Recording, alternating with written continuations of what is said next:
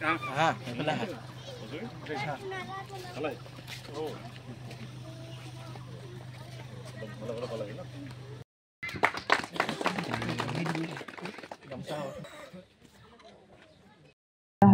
সহায় কৰা দেখি আজি 17 দিন 18 দিন হ'ল। ঘৰত আছিলে হস্পিটেলত আছিলে মেডিকেল যোৱা 18 দিন মান হ'ল। তাৰপিছত ঘৰত মানে তাই ভাত খাবও নাই, বাহিৰলৈ ওলোৱা সময় কৰিব নোৱাৰে। এতিয়া বাৰু বহুতখিনি ভালে পাইছে। আকৌ এমাহৰ পিছত মাতিছে মেডিকেলত। এতিয়া ভাল হৈছে, মনটো ভাল লাগিছে চবেই সহায় কৰা দেখি। জীৱন চুতীয়া ডাঙৰীয়াই এইটোৱেই যে সহায় কৰিছে, সহায় কৰিছে তেনেকুৱা উদাহৰণ নহয়।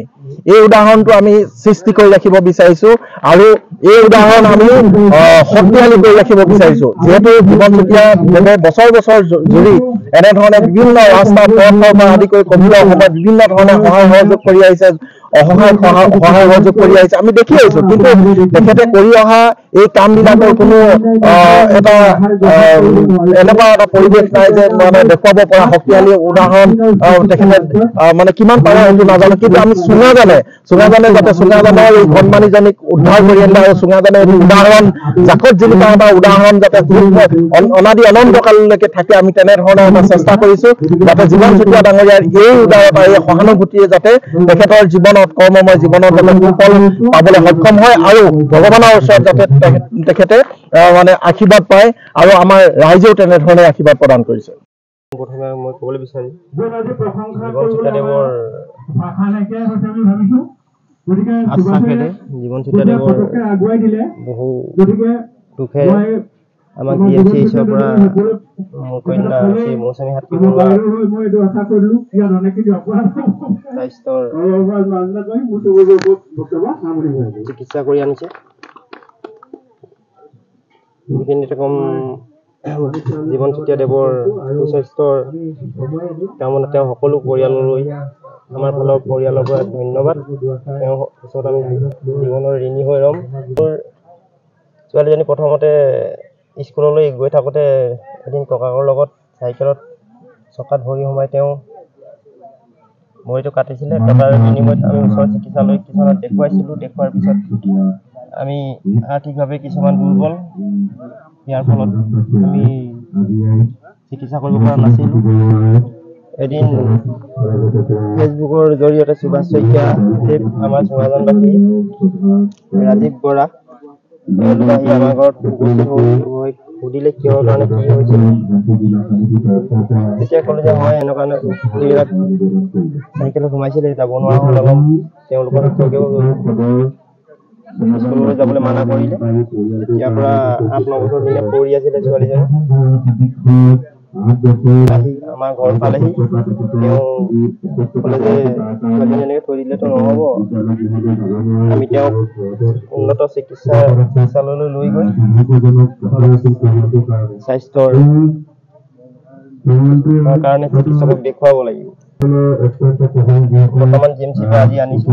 তেওঁ বৰ্তমান অলপ সুস্থ হৈছে। চুঙাজান মাজগাঁৱৰ পুষ্প হাতীবৰুৱাৰ গৃহত আমি আজি আহি উপস্থিত হৈছোঁহি।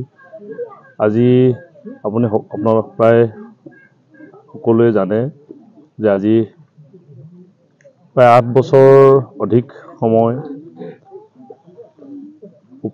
উন্নত চিকিৎসাৰ অভাৱত পুষ্প হাতীবৰুৱাৰ কন্যা মৌচুমী হাতীবৰুৱা প্ৰায় 8 বছৰ কাল বিচনাত শুই থাকিব লগা এটা অৱস্থা আমি সামাজিক মাধ্যমৰ জৰিয়তে গম পাইছিলোঁ।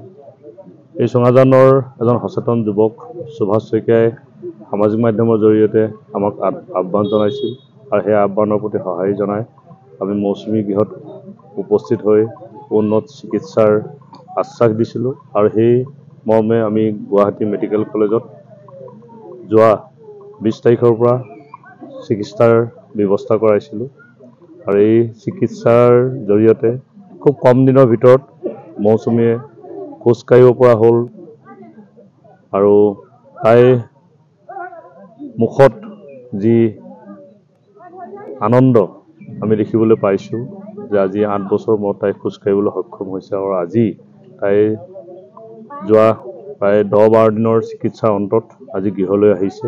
এই এক শুভক্ষণত আমি চুঙাজানবাসী ৰাইজৰ সৈতে আমিও আজি এই শুভক্ষণত উপস্থিত থাকি আমি এই আনন্দৰ মুহূৰ্তৰ আমি সাক্ষী হওঁ। গতিকে আমি ভাল লাগিছে তাই আজি খোজকাঢ়ি নিজৰ ঘৰত প্ৰৱেশ কৰিছে। আমি ভাবিছোঁ যে তাই খুব কম দিনৰ ভিতৰত এনেকৈ সুস্থ হৈ উঠাত ভগৱানৰ আশীৰ্বাদ আছে। গতিকে ভগৱানৰ আশীৰ্বাদত বা কৃপাৰ অবিহনে আচলতে ইমান কম দিনৰ ভিতৰত এনেধৰণে সুস্থ হৈ উঠা সম্ভৱ নহয়। গতিকে এই চেগতে আমি ভগৱানৰ ওচৰত পুনৰবাৰ সেৱা জনাইছোঁ যাতে ভগৱানৰ কৃপাত তাই আজি সুস্থ হৈ ঘৰখনৰ পৰিয়ালৰ মুখলৈ হাঁহি বিৰিঙি আহিছে। গতিকে আৰু এই শুভক্ষণত আজি ইয়াত উপস্থিত থকা সকলো ৰাইজ বিভিন্ন সংগঠনক আমি ধন্যবাদ জনাইছোঁ আৰু তেখেতসকলে আজি এই অভাজনক যি মৰম শ্ৰদ্ধা সন্মান যাচিলে তাৰ কাৰণে সকলোৰে ওচৰত মই কৰজোৰে সেৱা আৰু ধন্যবাদ কৃতজ্ঞতা জ্ঞাপন কৰিছোঁ।